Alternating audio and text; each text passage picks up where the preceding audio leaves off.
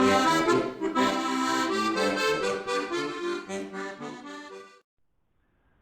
guys, it's Gunsmith of Williamsburg back again, and I'm going to do another exciting video for you. This time we're going to talk about some English style butt plates, the top extension on them. Most of the castings today are kind of incorrect, and I want to show you what the old ones look like and how to fix the new ones so that they can be installed correctly. Alright, so let's go look at some of the originals and some of the new castings, and we'll see what the problem differences are.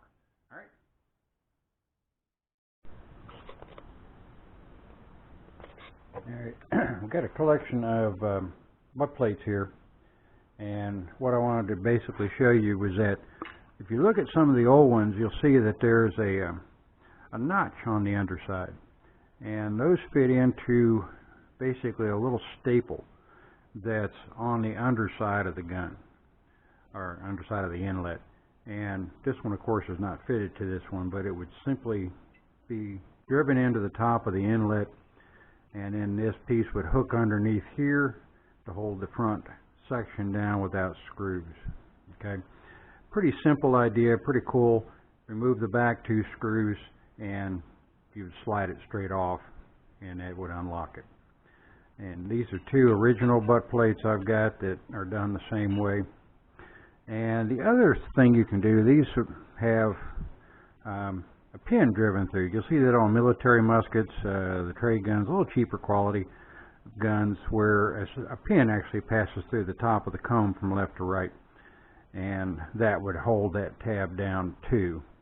Now here's a butt plate that was made, beaten out sheet brass, and I've simply soldered on a tab to the bottom that have the option of either putting a pin through it, or I can cut a slot in it and make it so that one of these staples could be used to hold it down. Now I've got a butt plate that I've just finished installing, and I'm going to go ahead and show you how this little brass piece will be soldered onto the underside of the butt plate, and that will be used to slide into the staple that will go into the inlet. Alright, so let me show you a little bit more about the butt plate and how I'm going to do this.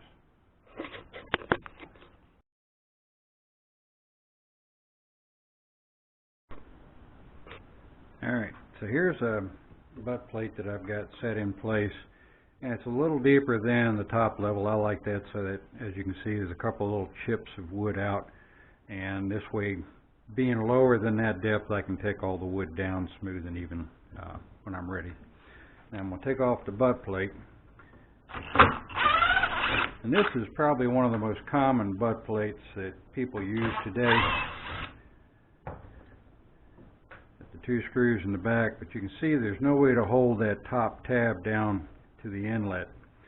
So I'm going to show you how we're going to solder that tab on the inside, put the staple in up here, and make that a little bit easier to hold that down. You don't want an unsightly screw on top here, especially if you plan to engrave it and that screw is going to kind of be in the way.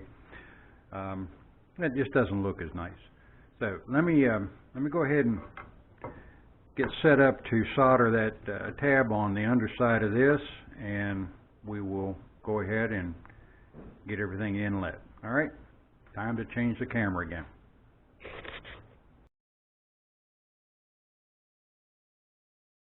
I got the brass cleaned off, and got flux put on both pieces here, and what I'm going to do now is just simply clamp the two together. If I can find my spring clamps again. There it is. Make sure you've got the tab you're putting on facing forward, because you're going to slide this into the cutout underneath. Line it up sort of in the middle. And I'm using some of this silver braze flux, and it comes with a roll of silver bearing solder. and I just got this over at the hardware store. It requires a little bit more heat than your propane torch might use, but maybe a MAP gas might do it.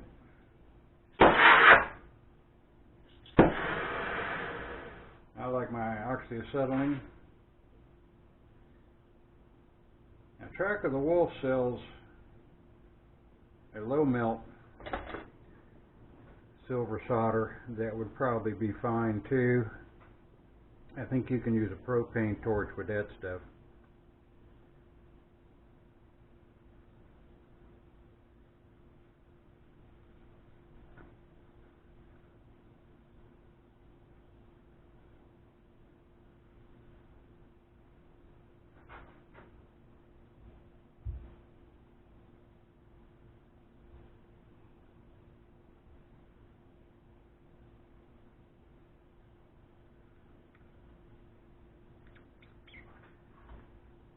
Getting it to flow all the way around the piece now. Doesn't take much. Alright, we're done with that.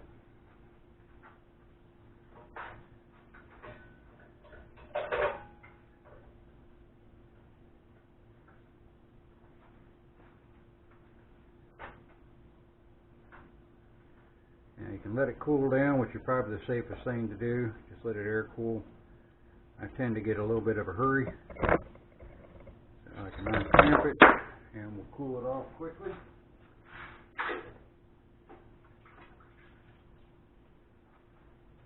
Alright, cooled it in a bucket of water, and you can see we've got that tabs soldered on there good and solid now.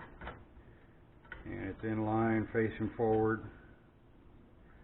So the next step will be to go ahead and make an inlet in the wood for this to set down into.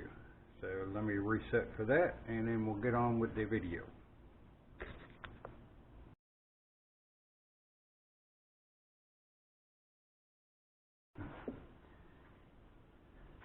And we're going to mark this as to where we want the inlet to be. This is the end, and back to about here.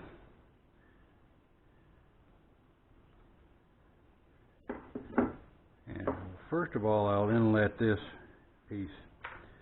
And of course, you can soot the underside of this. Let me do that real quick.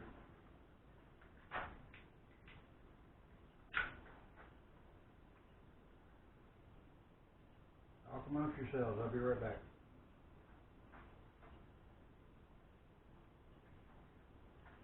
Okay, got this sooted. Put it in place.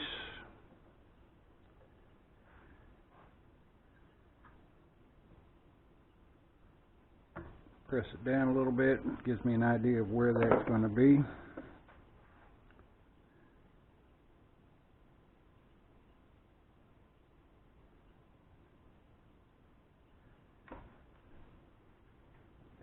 I'm going to use Mr. Dremel here to cut that out. You can use an 1/8" chisel as well. It just takes a little more time. And as I'm getting older, I'm getting lazier.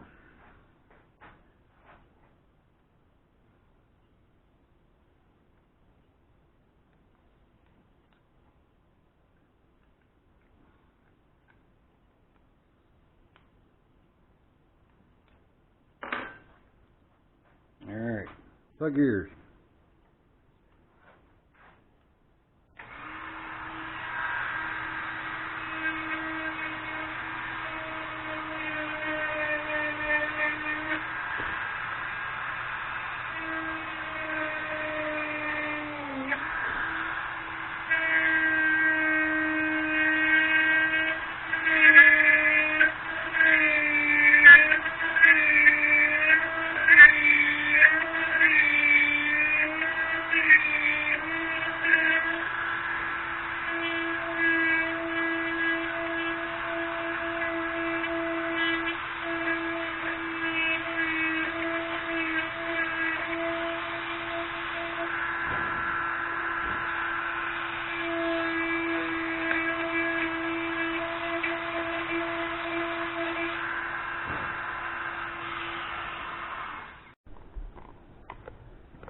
got the first cutout down here, so the butt plate will set down in. Now we have to make an allowance for the staple to fit in, which will be about in this location right here. So I want to cut out that section. And then the last step will be to cut out back here a little ways, because as the butt plate is put in, it'll go down in about here. I know it's hard to see. And then it has to slide forward to interlock with the staple. So you need that little bit of clearance at the back end here for it to set down in properly. Alright, so let me go ahead and finish cutting these, and then I'll show you how we drive in the staple to get it so it stays straight.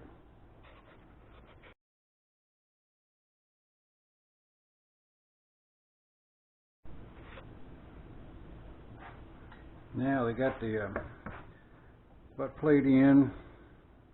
I've been elongated the cut so that now as it goes in, you can see there's plenty of allowance for it to slide forward into the staple that we have. So now we just need to set the staple. Now the staple is just 1/8 inch piece of sheet steel. I just cut a big L shape out of, filed it so it has sort of a point, and then the little base here, making an undercut there so that as the two slide together, you can see how both of them having that slight radiused edge there will help them to slide together a little smoother. And you can adjust these further as you get it down. Now, to get this staple in there where we want it, I'm simply going to drill a hole. Since I got 1/8 inch, I'm going to put a slightly undersized hole to 4 inch.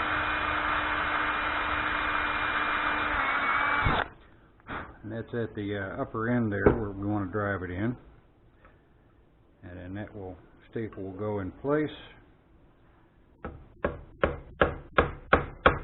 Drive it in. Now if it wants to move around on you, you can come in with a punch. And that way it'll put the blows at the back end. Straighten it up.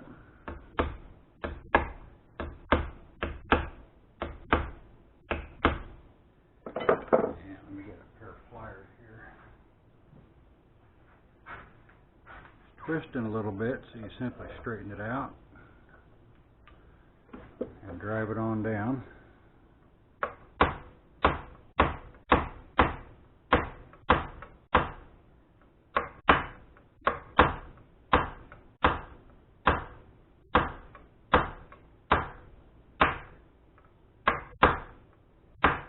And I drive it down so it's flush with the inlet. Make sure it's all the way back. Then you can start testing. This slides in, and that's actually a pretty good fit. Pulled it down nice to below level surface again. As I'm pulling up and down on the back of the butt plate, it's not moving much at all. Need a little bit of play in there, I think, for future expansion, contraction. I'm going to take it down just a little bit more. And it doesn't hurt so that you have to actually give it a little bit of force to get it in there. That way you know you got a good tight fit. And what happens is it actually pulls up the staple just a hair to make it fit right. Then all it is a matter of putting in your 2 rear screws again, take everything down flush. Now to remove these, if it's really tight like this, your best bet is to get a rubber mallet, and once your screws are removed, just give it glancing blows across the top, and you can see it'll just pop loose of that. Alright, so that's how you do the hidden staple. Not too difficult to do, and it'll make your butt plate look a lot cleaner, and of course keep the front end down tight. One of the other things I've seen some people do is they'll actually file the tip of these down about half the thickness, so it leaves a small point on the bottom half of the butt plate point. And you can round off the top again, make it look nice. And then you drive that into the wood too, and that will secure the front end down. I don't like that as much. I don't see it on old guns at all, but what that does in time with shrink and swell is going to make the wood, a little sliver of it, start to pop up because you're forcing pressure up against the wood as much as you are down. So this really is a more secure way to attach your butt plate and have the hidden fixture here. All right, so until next time, take care, and I hope this was helpful to a couple of you anyways. All right.